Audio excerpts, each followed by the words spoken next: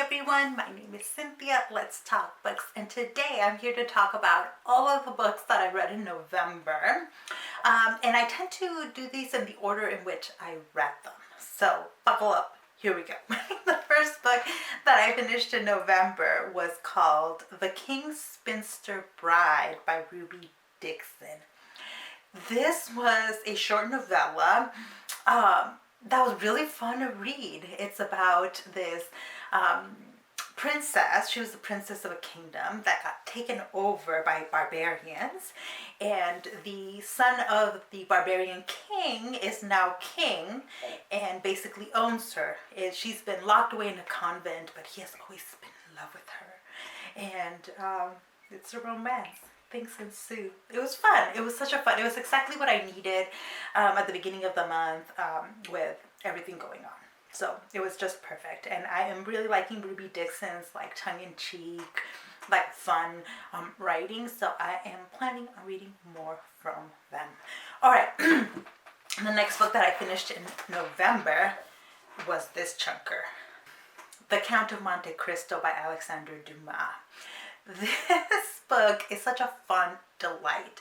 When Dee over at Brown Go Reading picked this for the Read So Lit read along, I followed along and I saw how much everybody loved this book, and they were all so right, and I am still kicking myself for having missed that read along, but it is a classic that I think is a good one to start with because it is written in a language that's very accessible. It's not going to appear like, you know, hard to penetrate in terms of the language, and it's just a lot of plot. It's a lot of fun plot, a lot of dramatic plot. You can do quite a bit of character analysis with it. I actually read it with my friend who lives in South Korea, and is also a historian of France, and we had a lot of fun just talking about some of the outrageous twists and turns in this, and I really enjoyed it, and I'm gonna be reading more Dumas at some point. Even though it's so long, right? It's over 1,000 pages. In this edition, it's over 1,400 pages. It flies really quickly because there's so much going on. So highly recommend. I have a dedicated review video of this that I will link down below if you are interested in hearing kind of more of my complete thoughts. The next book that I finished was The Turnaway Study, 10 Years, 1,000 Women, and the Consequences of Having or Being Denied an Abortion by Diana Green Foster, PhD. I have a dedicated review of this book on my channel as well. If you're interested, go check it out. It's basically the results of a 10-year study in which they determined that women who get abortions do not have a negative emotional effect from it, which has been a popular talking point amongst pro-life activists, right? That getting an abortion will affect you negatively, and what they found was, no, it does not. There's a lot more complexity, a lot more interesting things happening in this book. But in the interest of time, I will just tell you to go check out my dedicated review of this video if you're interested in more. That great book, by the way. I highly recommend it. But the next book that I finished was Halfway to the Grave by Jeaniene Frost. This is book number 1 in the Night Huntress series. So after I did my urban fantasy video, I got a ton of recommendations from people, and I so appreciate, like I appreciated it so much because this, like, reading heavy nonfiction along with some of this fun, like just urban fantasy stuff, it was just exactly the kind of reading I like to do, balancing super serious reading with kind of lighter, more fantastical stuff. And so Halfway to the Grave, if you haven't heard of the Night Huntress series, it's about this half vampire woman that didn't know she was half vampire until she hit puberty, and then her mom told her that she had been raped by a vampire and that she was the result of that rape. So she hates vampires, and she goes out at night killing vampires to get revenge for the rape of her mother, until she finds an older vampire who has figured out that she's half vampire. I will say no more. lots and lots of plot ensues. This book, the whole series, is just so full of plot. I really enjoy it, and I'm continuing to read the Huntress series. The next book I finished in November was the book chosen for my book club. I used to run a meetup book club in the area where I used to live. I moved when the pandemic hit and had already like done my last meeting with them and everything, and then they ended up turning it into an online Facebook book club, and they've allowed me to read along and join with them. So we read The Midnight Library by Matt Haig. Matt Haig is an author who I've read before. We read The Humans by him, and it was a delight to read. And so when The Midnight Library was chosen, I was game for it. However, I was a bit disappointed by it. This is a book about multi-dimensions, and what happens when you make a choice. It's that in the world you live in, you make a choice, but in other dimensions you made other choices, and the lives of you in other dimensions goes in different ways, right? And yeah, it's a book with a really interesting premise that ended up being not so interesting. It felt really predictable and a little bit boring. There were parts that were really interesting, like this person is like basically like quantum leaping into various dimensions. And some of the lives she's in are really cool, but most of the stuff is really boring. But trigger warnings, because the book begins with an attempted suicide, and there are discussions of serious depression. And yeah, anyways, I like reading books about time travel, multi-dimensions, and this one just felt really meh in comparison with others.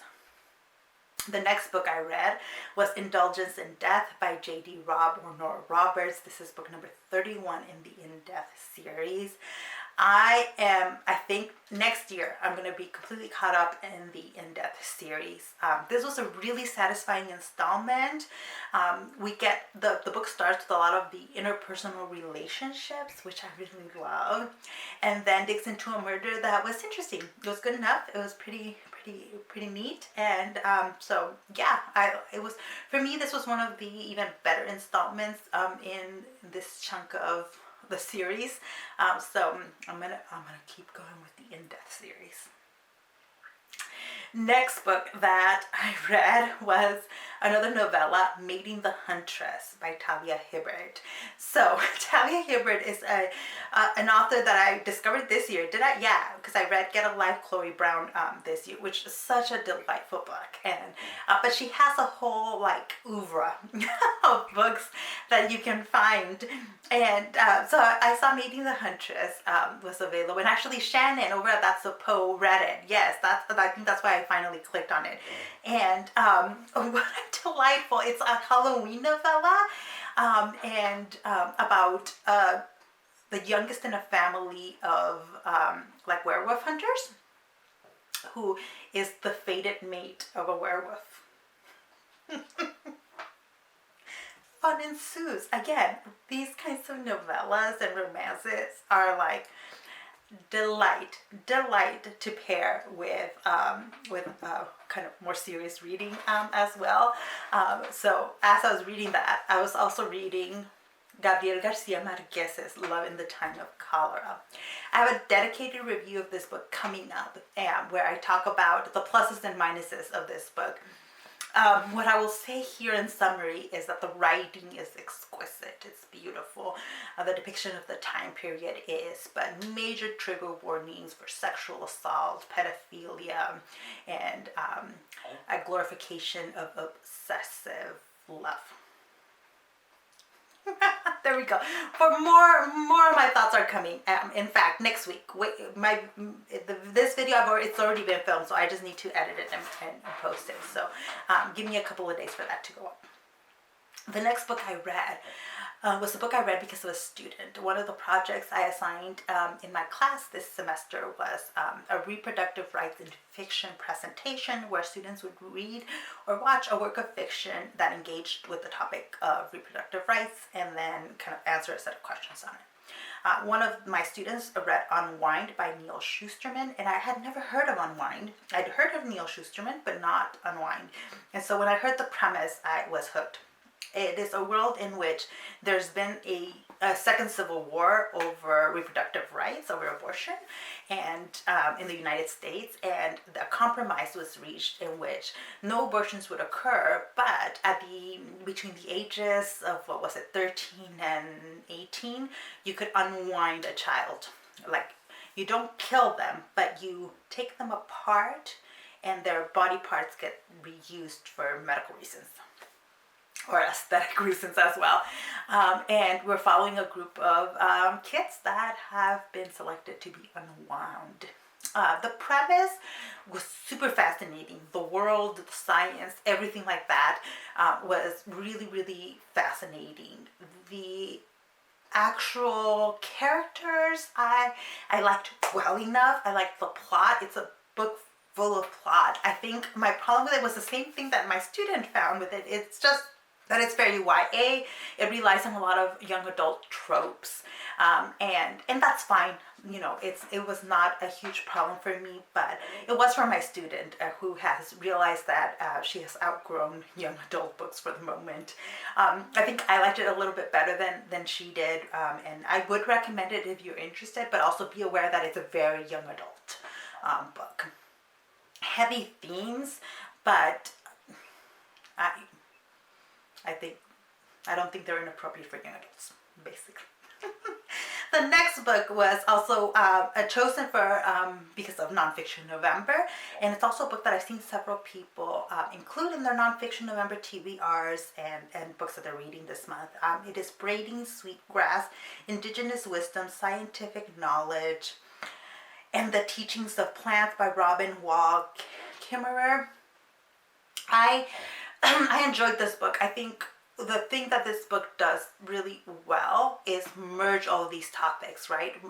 And show how it is possible to merge indigenous knowledge of the natural world with scientific knowledge of the natural world, that they're not incompatible and that should not be treated as incompatible by scholars and scientists. The book is also partially a memoir, and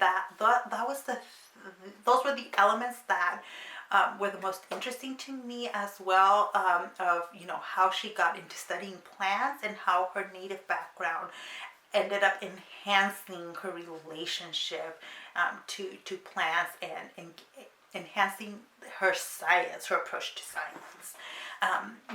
Just really fascinating, really good book. It's a bit long. I didn't realize how long it was, but the audiobook I would recommend. I listened to the audiobook, and it's narrated by the author, and who does a really good job of it. Next up, I read One Foot in the Grave by Jeaniene. So this is book number 2 in the Huntress series, and once again, it's a book full of plot. Seriously, if you take the first 2 books in the Huntress series, like another writer would have spent, like 5 books drawing out the drama that get packed into these 2 books. So at times it was too much plot for me, because in parts I think like the writer's still developing their writing, because I felt like sometimes there are time jumps within pages that aren't fully explained, and that if you're just reading it fast, you have to, like, I found myself having to go back and reread some sections to make sure I caught the time jump. But super enjoyable, and I think I have found my new favorite vampire. Bones is such a great vampire. Like, he keeps all the mystery, deadliness of like a vampire, but also being super cheeky and sexual, and also respecting the female character and her power a lot. So right up my alley in terms of what I want in a vampire. All right. Next book, and the last book that I finished in November, was Before Trans, 3 Gender Stories from 19th-Century France by Rachel Mesch. Again, thank you to Nonfiction November for having me pick up these nonfiction books during the month. I'm not sure if I would have otherwise, but this is a book that I've been meaning to get to since it was released earlier in the year. I've attended several talks that the author has given, and the research and the work that went into this book is just amazing. I just posted a dedicated review of this book earlier this week, so check it out if you want my full thoughts. But basically, it's a history of 3 authors that we might consider today to be transgender, that word did not exist during their lifetimes in the 19th century, but these are authors clearly struggled with their gender identity, who used writing to work out some of that gender identity, and challenged the norms in really interesting ways. And the main reason you would pick up this book is to know and understand that there is a transgender history. That transgender individuals are not new in society, and that there's a history of the way in which people have struggled with gender identity in societies with gender binary, basically. But anyways, fantastic book. I plan on assigning it next time I teach my gender and sex and history course, because it's going to fill a hole in my teaching, and just really, really excellent work here. So that is it. Those are all the books that I read in November. I had another book that I was so close to finishing last night, and I didn't. So you'll hear about that one pretty soon. But let me know if you read any of these books, if you're interested in reading any of these books, because I'd love to chat with you about any of these. My reading was a little bit all over the place this month, which, if you've been watching some of these reading wrap-ups from me, it tends to be the norm for me. I read everything from romance to heavy nonfiction, classics. I haven't read a ton of mystery lately, but I've been in the mood, so watch out, December. Anyways, that is it for me. Thank you so much for watching, and I'll see you in the next one. Bye!